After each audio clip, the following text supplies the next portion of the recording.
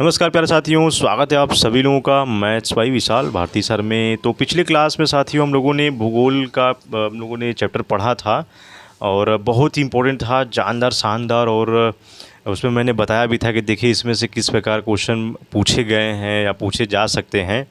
तो मैंने बताया था और अभी तक आपने नहीं देखा उसको जाकर देख लीजिएगा, क्योंकि देखिए लूसेंट की बुक यदि आप अच्छे से पढ़े हो तो स्टैटिक जीके का मानकर चलिए आप 70% आप इसका ख़त्म कर सकते हो। बाकी 30% आप करंट अफेयर से वहाँ से देख लीजिए, आपका पूरा 100% कवर हो जाएगा। बहुत ही इंपॉर्टेंट है, एक भी क्वेश्चन छोड़ना नहीं है, पूरा हमें पढ़ना है और याद करना है। तो चलिए इसके बाद हम लोग शुरू करते हैं जहाँ से हम लोगों ने पढ़ा था और देख लीजिएगा उसमें मैंने कहाँ तक बताया था। मैं यहाँ जो इम्पोर्टेंट है मैं आपको यहाँ से स्टार्ट कर रहा हूँ। भूगोल के देखिए कुछ परिभाषाएं दी गई हैं, जिसमें यहाँ पर जो भूगोल के जो परिभाषाएं उन्होंने लिखी हुई हैं उस पर सवाल देखिए कैसे पूछता है, तो वो भी मैं आपको बताऊँगा। और इसके बाद हम लोग ब्रह्मांड के बारे में पढ़ेंगे। ब्रह्मांड से देखिए कैसे सवाल पूछे गए हैं, एग्ज़ाम में आया हुआ है एसएससी, बैंक, रेलवे में, तो वो भी हम लोग पढ़ेंगे। चलिए बिना देर किए वीडियो को शुरू करते हैं। और चैनल पर नए हैं तो सब्सक्राइब जरूर कर दीजिएगा और उन्हें फ्रेंड्स को जरूर शेयर कर दीजिएगा। चलिए देखिए क्या है। पहला यहाँ पर देखिए क्वेश्चन ने यहाँ पर दिया गया स्टेटमेंट है कि भूगोल एक ऐसी स्वतंत्र विषय है जिसका उद्देश्य लोगों को विश्व आकाशीय पिंडों, स्थल, महासागरों, जीव जंतुओं, वनस्पतियों, फलों तथा भूधरातल के क्षेत्रों में देखी जाने वाली प्रत्येक अन्य वस्तु का ज्ञान प्राप्त कराना है। अब ये स्टेटमेंट दिया गया है, अब एग्ज़ाम में कैसे पूछेगा, ये दे दिया रहेगा, बोलेगा कि ये किसने कहा है, किसने लिखा है। तो नाम दिखे लिखा है, स्ट्रैबो ने लिखा है। 4 ऑप्शन दे दिया, स्ट्रैबो, कैलेडियस, टालमी, कार्ल रिटर, आर्थ होम्स। तो क्या ऑप्शन आप लगाओगे? कैलेडियम लगाओगे? पूरा गलत हो जाएगा। तो आपको स्ट्रैबो लगाना है। कैसे लगाओगे? जब आपको स्टेटमेंट पता रहेगा कि स्ट्रैबो ने क्या कहा है। स्ट्रैबो ने ये कहा है कि भूगोल एक ऐसी स्वतंत्र विषय है जिसका उद्देश्य लोगों को विश्व आकाशीय पिंडों, स्थल, महासागरों, जीव जंतुओं और वनस्पति, फलों तथा भूधरातल के क्षेत्रों में देखी जाने वाली प्रत्येक जितनी भी वस्तुओं का ज्ञान प्राप्त कराना है। तो ये स्ट्रैबो ने कहा है, ठीक है। इसके बाद यहाँ पर कैलेडियस टालमी ने देखिए क्या कहा है, भूगोल पृथ्वी की झलक को स्वर्ग में देखने वाला अभामय विज्ञान है। तो ये अब मान लीजिए जिस बच्चे को नहीं मालूम रहेगा तो स्ट्रैबो लगा देगा, पता रहेगा तो कैलेडियस लगाएगा। तो ये इस प्रकार सवाल देखिए पूछता है। इसके बाद यहाँ तीसरा परिभाषा दिया गया है कि भूगोल वह विज्ञान है जिसमें पृथ्वी को स्वतंत्र ग्रह के रूप में मान्यता देते हुए उसके समस्त लक्षणों, घटनाओं एवं उसके अंतः संबंध का अध्ययन किया जाता है, ठीक है। और यह कार्ल रिटर ने कहा है। तो ये याद रखिएगा जो परिभाषाएं दी गई हैं और ये जो नाम लिखा हुआ है, क्योंकि ये देखिए पूछता है, एग्ज़ाम में आया हुआ है। भूगोल में पृथ्वी के उस भाग का अध्ययन किया जाता है जो मानव के रहने का स्थान है। अब ये बात किसने कही है? ये बात आर्थर होम्स ने कही है। तो ये ध्यान में रखना है आपको, ठीक है। ट्रिक के थ्रू आपको देखिए याद रखना है कि भूगोल में पृथ्वी के उस भाग का अध्ययन किया जा रहा है, यहाँ पर मानव के रहने का स्थान है। तो मानव के रहने का स्थान तो आर्थर होम्स, नाम याद रखिएगा, ठीक है। इसके बाद देखिए क्या है, ब्रह्मांड, जो मैंने आपको बताया ब्रह्मांड से देखिए कैसे सवाल पूछे गए हैं। तो पहले ब्रह्मांड का पूरा हिस्ट्री जान लेते हैं, क्या है, कैसे बना है ना। हमको टॉपिक वाइज पढ़ना है, क्वेश्चन वाइज नहीं। क्वेश्चन वाइज टॉपिक पढ़ने के बाद हम लोग सॉल्व करेंगे। क्या है, अस्तित्वमान द्रव्य एवं ऊर्जा के सम्मिलित रूप को ब्रह्मांड कहते हैं। ब्रह्मांड क्या है कि अस्तित्वमान द्रव्य एवं ऊर्जा का जो सम्मिलित रूप होता है, द्रव्य ऊर्जा का सम्मिलित रूप, उसको हम ब्रह्मांड कहते हैं। यहाँ दूसरे शब्दों में देखिए ब्रह्मांड को परिभाषित किया गया है कि सूक्ष्मतम अणुओं से लेकर महाकाय आकाश गंगाओं यानी गैलेक्सीज तक के जो सम्मिलित स्वरूप को यहाँ ब्रह्मांड कहा गया है। तो ये भी ब्रह्मांड का डिफिनेशन सही है, ये भी सही है, ठीक है। और यहाँ पर ब्रह्मांड की जो उत्पत्ति से संबंधित कुछ सिद्धांत दिए गए हैं जो कि पूछता है एग्ज़ाम में। बिग बैंग थ्योरी आपने नाम सुना होगा, महाविस्फोट सिद्धांत क्या है, क्या ये सब पता होना चाहिए आपको। तो नहीं पता, देखिए क्या है। तो महाविस्फोट सिद्धांत क्या है, बिग बैंग थ्योरी, ये एब जॉर्ज लेमेंथियर ने यहाँ पर बिग बैंग थ्योरी दिया था, नाम याद रखिएगा, एब जॉर्ज लेमेंथियर, ओके। इसके बाद है साम्यावस्था या सतत सृष्टि सिद्धांत या स्थिर अवस्था संकल्पना, जिसे हम स्टेडी स्टेट थ्योरी कहते हैं। ये थॉमस गोल्ड एवं हार्मन बॉडी के द्वारा दिया गया। एग्जाम में देखिए कैसे इसमें सवाल पूछेगा। यहाँ पूछ सकते हैं आपसे कि बिग बैंग थ्योरी किसने दिया है। ऑप्शन दे देगा थॉमस गोल्ड या हरमन बॉडी या एब जॉर्ज लेमेंथियर या डॉ एलन सेंडेजा। तो कौन सा ऑप्शन आप सही करोगे? तो जिसको पता रहेगा बिग बैंग थ्योरी महाविस्फोट सिद्धांत जो है वो एब जॉर्ज लेमेंथियर ने दिया है। तो ये देखिए इस प्रकार सवाल आपका यहाँ से पूरा तैयार हो गया। दूसरा सवाल पूछ दिया कि यहाँ पर स्टडी स्टेट थ्योरी किसने दिया है, स्थिर अवस्था संकल्पना किसने दी है। तो वो देख लीजिए क्या है, थॉमस गोल्ड एवं हार्मन बॉडी ने दिया है। दोलन सिद्धांत किसने दिया है ना, पल्सेटिंग यूनिवर्स थ्योरी किसने दिया है, तो ये डॉक्टर एलन सेंडेजा ने दिया है। तो ये आपको पता होना चाहिए। स्फीति सिद्धांत इन्फ्लेशनरी थ्योरी किसने दिया है, तो एलन गुथ ने दिया है, ये याद रख लीजिएगा।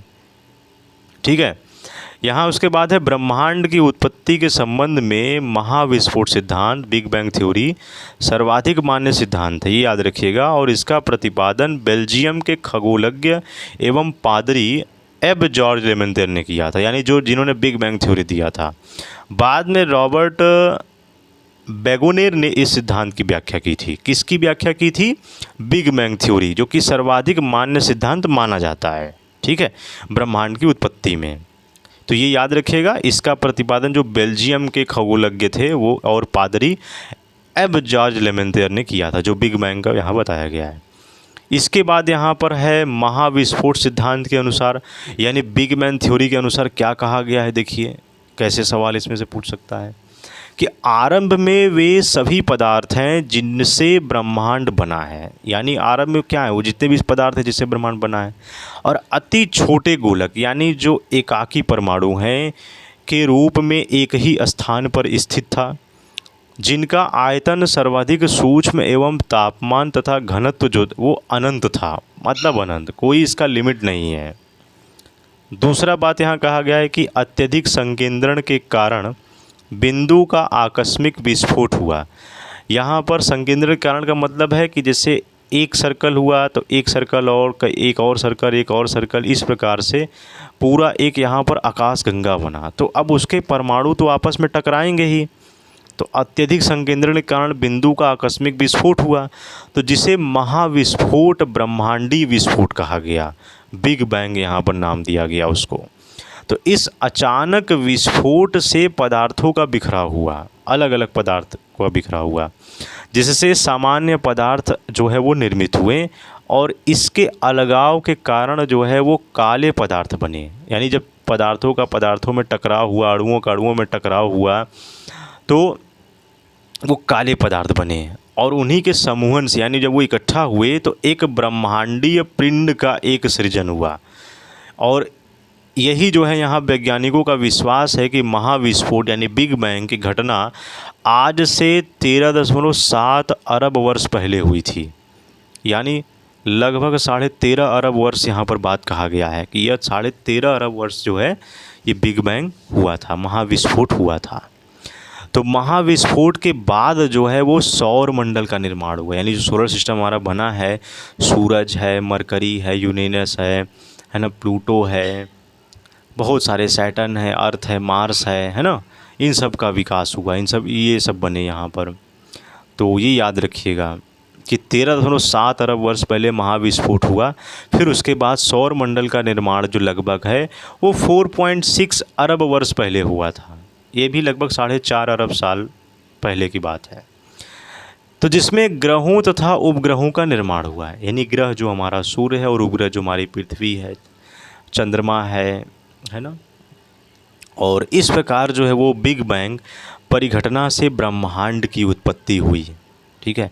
तभी से उसमें निरंतर विस्तार जारी है, यानी वो बढ़ता ही जा रहा है।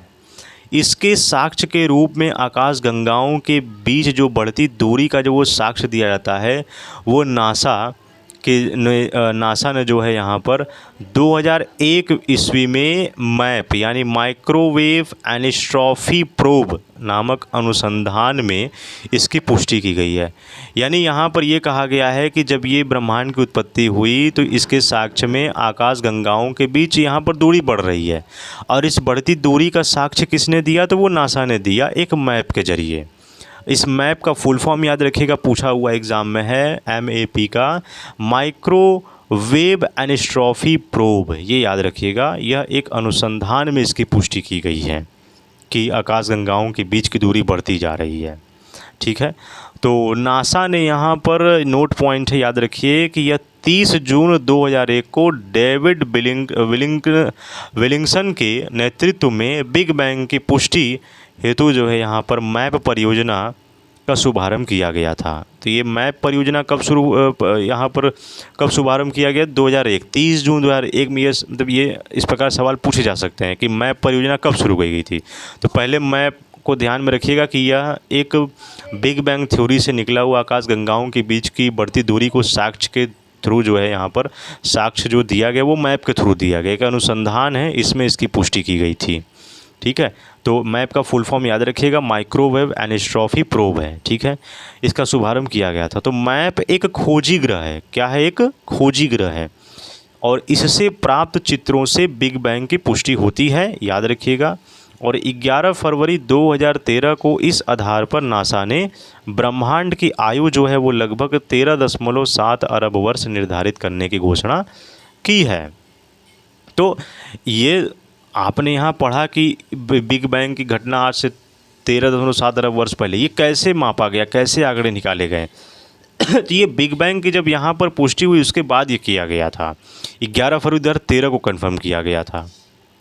तो डेविड विलिंगसन की सितंबर 2002 के निधन के बाद उनके सम्मान में मैप उपग्रह का नाम जो है वो 11 फरवरी 2003 को डब्ल्यू मैप यहाँ पर विलिंगसन माइक्रोवेव एनिस्ट्रॉफी प्रोब रखा गया। यानी जब उनका निधन हुआ तो यहाँ पर डब्ल्यू मैप नाम दिया गया यानी विलिंगसन माइक्रोवेव एनिस्ट्रॉफी प्रोब। ओके, ये इतनी बात कही गई है। तो यहाँ पर हम भूगोल में अलग अलग काल के बारे में पढ़ेंगे। वैज्ञानिक काल क्या होता है, इससे भी देखिए सवाल पूछा गया है, आपका एग्ज़ाम में आया हुआ है। ठीक है, तो इतनी बातें आपको समझ में आई हैं तो कमेंट बॉक्स में लिखिएगा हाँ समझ में आया। नहीं कर समझ में आया तो यहाँ पर कोई डाउट है तो पूछ लीजिएगा, मैं दोबारा आपको समझा दूंगा, बता दूंगा। और आपको नोट करते चलना है, जिसमें से जो जो नोट पॉइंट आपको लगे हाँ ये नोट है तो उसको नोट करते चलना है। वैसे मैंने बताया कि देखिए क्या नोट पॉइंट है। बिग बैंग की यहाँ पर आयु आपसे पूछ सकता है एग्ज़ाम में, है ना। और यहाँ पर सौरमंडल का निर्माण लगभग कितने वर्ष पहले हुआ था, तो 4.6 अरब वर्ष पहले, ये याद रख लीजिएगा। मैप का फुल फॉर्म क्या है, जब विलिंगसन की मृत्यु हुई तब यहाँ पर उनके सम्मान में उस उपग्रह का नाम कब दिया गया, तो 11 फरवरी 2003 को दिया गया, ये याद रखिएगा। तो बहुत सारे सवाल इससे बनाए जा सकते हैं। ठीक है, और हमें एक भी सवाल नहीं छोड़ना है। ठीक है, इसके बाद भूवैज्ञानिक काल क्या होता है। देखिए, भूवैज्ञानिक जो है वो समय के सबसे बड़े खंड को यहाँ पर कहा गया है, जिसे हम इयोन्स कहते हैं। क्या कहते हैं? इयोन। इंग्लिश में तो इनोस लिखा हुआ है, लेकिन हिंदी में हम इसे इयोन बोलते हैं। ओके, इयोन याद रखिएगा। तो इयोन का महाकल्प एरा जो है, ये यहाँ महाकल्प को कल्प को इंग्लिश में पीरियड यहाँ पर कहते हैं। ठीक है, इसके बाद देखिए यहाँ पर क्या है, यहाँ पर कल्प को यहाँ पर युग यानी इपोक यहाँ पर कहेंगे इंग्लिश में, और यहाँ पर युग को काल यानी एज के रूप में विभाजित किया गया है। तो यहाँ पर सबसे बड़ा क्या है, यहाँ पर समय, सबसे बड़े खंड का यहाँ पर भूवैज्ञानिक समय को कहा गया है ईयान। फिर इससे छोटा है महाकल्प से छोटा है कल्प, और कल्प से छोटा है युग से छोटा है काल, है ना। यानी ईयान जो है वो सबसे बड़ा है, यहाँ पर भूवैज्ञानिक समय का सबसे बड़ा खंड है ईयान। उसके बाद महाकल्प, फिर कल्प, फिर युग, फिर काल, समय की बात है। ठीक है, तो ये है भूगोल के अनुसार इस भूवैज्ञानिक कालखंड का समय चक्र। ठीक है, ये याद रखिएगा। तो इसके बाद यहाँ पर ब्रह्मांड का निरंतर जो है वो विस्तारण के साक्ष्य जुटाने में एडविन हब्बल का योगदान उल्लेखनीय है। यानी ब्रह्मांड का तो विस्तार होता ही रहा, अब इसकी साक्ष्य कौन जुटा रहा है? इसकी साक्ष्य जो है वो एडविन हब्बल ने जुटाया। ये नाम याद रखिएगा, एडविन हब्बल कौन थे? ये ब्रह्मांड में जब विस्तार हो रहा है तो उसकी साक्ष्य कौन जुटा रहे हैं? Edwin Hubble. ठीक है, इनका योगदान बहुत ही उल्लेखनीय है। तो ब्रह्मांड के निरंतर विस्तारण के साक्ष्य के रूप में अंतरिक्ष में सूक्ष्म तरंगों की उपस्थिति का पता चलना अंतरिक्ष में रेडशिफ्ट परिघटना का अवलोकन तथा आधुनिक अध्ययनों में सुपरनोवा का अंतरिक्ष में विस्फोट होना भी एक ब्रह्मांड के विस्तार के साक्ष्य के रूप में माना जा रहा है। यानी ब्रह्मांड का विस्तार हो रहा है, हम कैसे पता करेंगे, क्या कारण है, कुछ तो साक्ष्य मिलना चाहिए ना, तभी आखिर हम बता सकते हैं कि हाँ भाई ये हो रहा है। नहीं तो ऐसे कोई बोल देगा तो कोई विश्वास कर लेगा नहीं ना, तो हमें पहले पता होना चाहिए। यानी यहाँ पर एडविन हब्बल ने देखे बहुत अच्छा काम किया है। क्या काम किया है उन्होंने, मतलब बहुत ही मेहनत की। तो उन्होंने निरंतर जो है विस्तारण के साक्ष्य के रूप में उन्होंने जो है सूक्ष्म तरंगों की उपस्थिति का पता चलाया। उन्होंने देखा कि यहाँ ब्रह्मांड में जो है वो सूक्ष्म तरंगे की उपस्थिति है, उनको ये बातें पता चली। फिर यहाँ पर रेडशिफ्ट परिघटनाओं का अवलोकन किया गया, रेडशिफ्ट परिघटना हुई। और आधुनिक यानी जैसे जैसे समय जब बीतता गया तो आधुनिक अध्ययनों में सुपरनोवा का अंतरिक्ष में विस्फोट होना भी, यानी सुपरनोवा का अंतरिक्ष में विस्फोट हुआ तो उससे भी जो है वो ब्रह्मांड का विस्तार के रूप में एक साक्ष्य के रूप में माना गया है ना। तो भाई एडविन हब्बल जब गए होंगे अपने सीनियर के पास कि भाई मैंने देखे यहाँ पर ब्रह्मांड का विस्तार हो रहा है, तो मैंने ये साक्ष्य जुटाया है। तो क्या जुटाया है, ब्रह्मांड का निरंतर विकास हुआ है, रेडशिफ्ट परिघटना हो रही है और सुपरनोवा का विस्फोट हो रहा है। तो ये सारे साक्ष्य हैं, ठीक है। ये नाम याद रखिएगा, एडविन हब्बल का बहुत बड़ा यहाँ पर रोल है।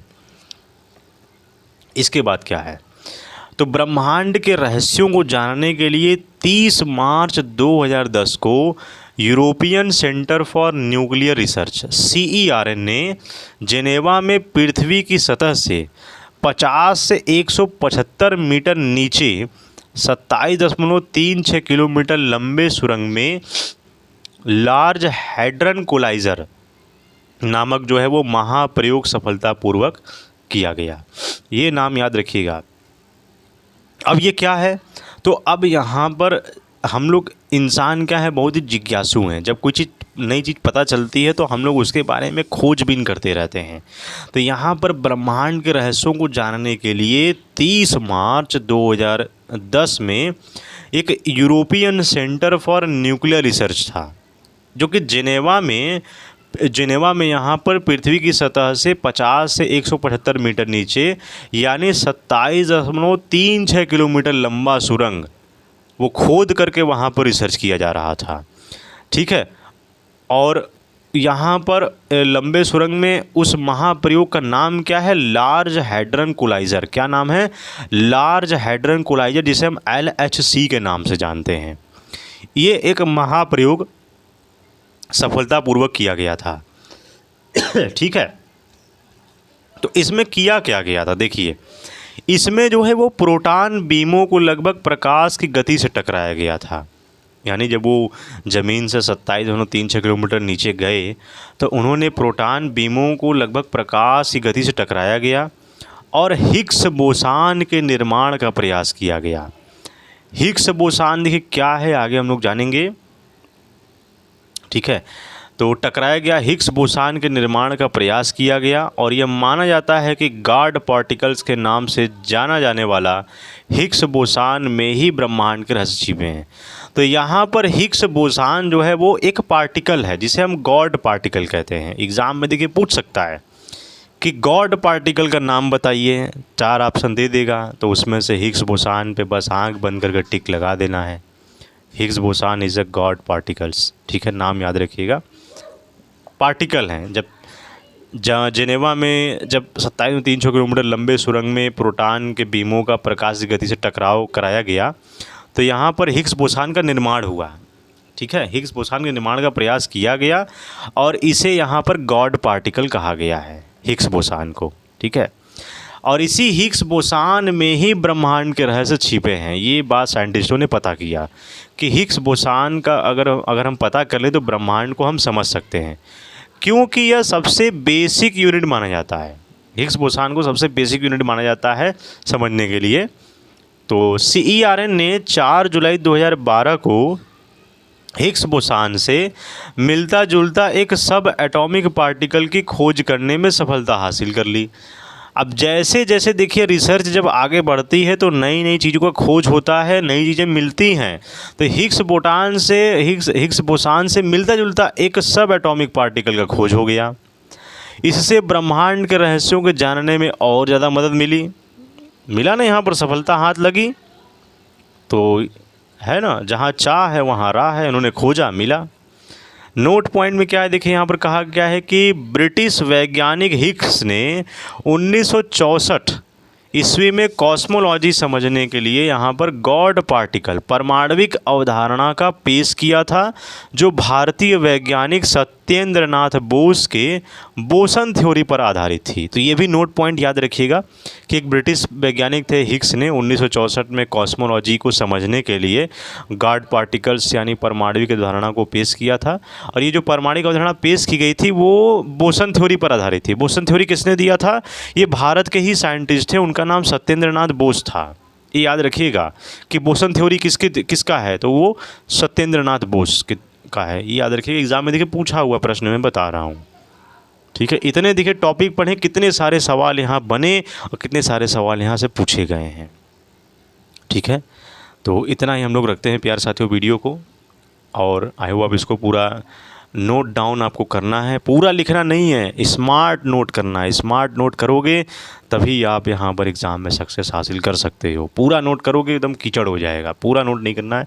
नोट पॉइंट में क्या होता है जो मैंने आपको बताई कि यहाँ पर जैसे CER का फुल फॉर्म याद कर लीजिए, और ये ब्रह्मांड को रहस्यों को जानने के लिए क्या यहाँ प्रयोग किया गया था, ये बातें नोट कर लीजिए, है ना।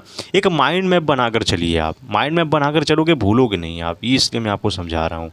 बहुत सारी चीज़ें ऐसी छिपी हुई हैं इसमें, जब बार बार आप इसको पढ़ोगे तो बार बार आपको नई नई आंसर मिलेगा, है ना।